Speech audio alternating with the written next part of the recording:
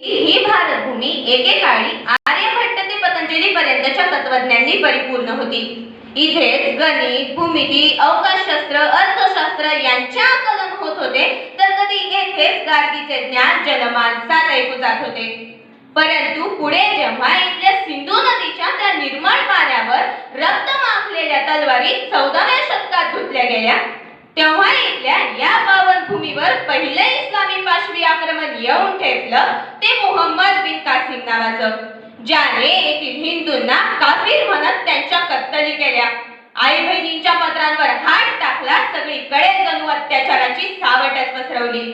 पुढे याच मुहम्मदाचा वारसा जपत मुहम्मद घोरी, खिलजी, तुगलक अशा अनेक नावांनी या भारतभूमीवर पारतंत्र्याचे ग्रहण लावले.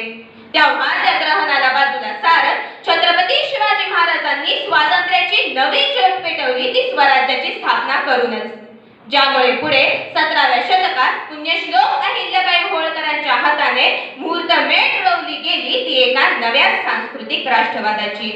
तर नमस्कार विद्यार्थी मित्रांनो, मी शिवकन्या, मी कोड क्रमांक 7 विषय सादर करते पुण्यश्लोक अहिल्याबाई होळकरांचा सांस्कृतिक राष्ट्रवाद.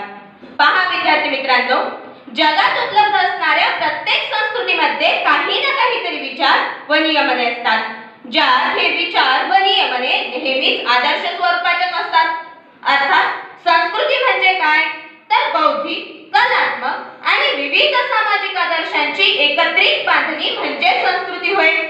मग पुण्यश्लोक अहिल्याबाईंची संस्कृती कशी होती, त्यांचा सांस्कृतिक राष्ट्रवाद नक्की कसा होता, तर पुण्यश्लोक अहिल्याबाई होळकरांचा सांस्कृतिक राष्ट्रवाद हा धर्म, संस्कृती, जीवन आणि प्रजेचे कल्याण यांच्या भोवतीच केंद्रित झालेला दिसतो.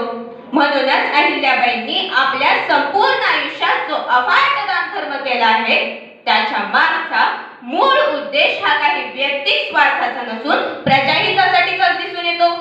वाढत चाललेल्या बेरोजगारीच्या या काळात जेव्हा आपण पुण्यश्लोक अहिल्याबाईंच्या सांस्कृतिक राज्य व्यवस्थेकडे पाहतो, तेव्हा आपल्या असे लक्षात येते की आपल्या राज्यात कोणीही बेरोजगार राहू नये यासाठी अहिल्याबाईंनी आपल्या भारतीय संस्कृतीच्या हातात हात घालत ज्यांच्या जवळ कला आहे त्यांना काम मिळवून दिले.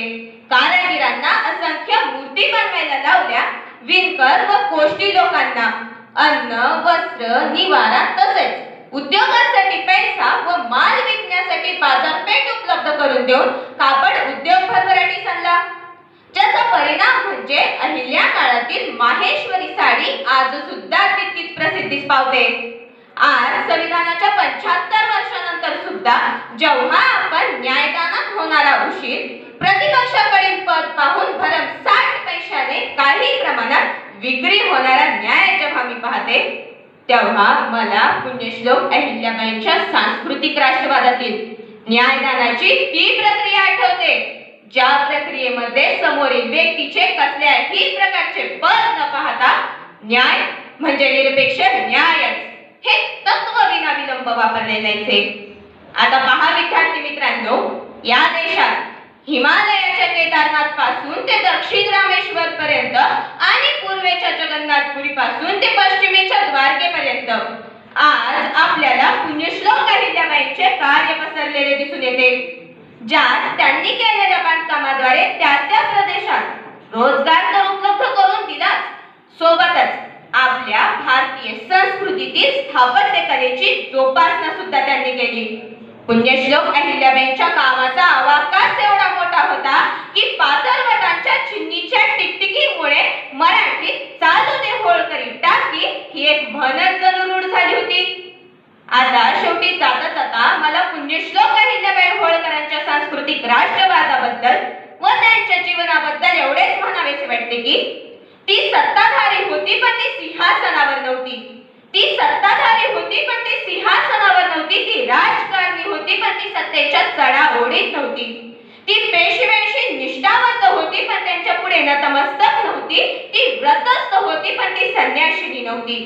जेव्हा लढाई हे जीवन होते, लूट हा त्यांचा धर्म होता आणि हुकुमत हा सत्तेचा स्वभाव होता, तेव्हा तिच्या सांस्कृतिक राष्ट्रवादातील कल्याणी प्रतिभेचे किरण नदीवरच्या घाटांमधून उमटले. तिच्या अनाक्रमक धर्मशीलतेचे मंगल प्रतिध्वनी भारतखंडाच्या मंदिरातून घुमले. एवढेच मी म्हणते. धन्यवाद. जय हिंद, जय भारत.